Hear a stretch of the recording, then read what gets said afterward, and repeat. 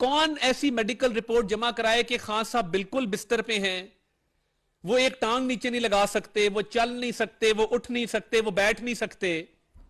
इस तरह की मेडिकल रिपोर्ट दरकार है। तो मेरा ख्याल है तहरीक इंसाफ को एक अखबार में इश्तहार दे देना चाहिए कि डॉक्टर रिक्वायर्ड है जो खान साहब की जाली मेडिकल रिपोर्ट लिख दे कि ये बाकी सब कामों के लिए फिट हैं, बाकी सारे काम चल रहे हैं, घंटों घंटों मीटिंग्स भी हो रही हैं, टांग को टांग पे रख के हिलाया भी जा रहा है।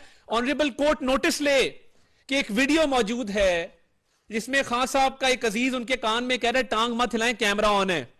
उन्हें कहा जा रहा है कि आप टांग हिला रहे हैं बड़ी फरावानी के साथ, इस टांग को मत हिलाइए, कैमरा चल रहा है, लोग देख लेंगे।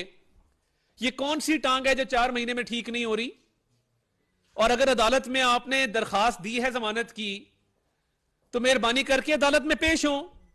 यह सहूलत नहीं हो सकती कि आप अदालत की कार्रवाई को 6 बार मुलतवी करवाएं और मुलतवी करवाने के बावजूद आप अदालत में पेश ना हो। इनको आदत पड़ गई है घर बैठे रिलीफ लेने की। लोग ये बात कर रहे हैं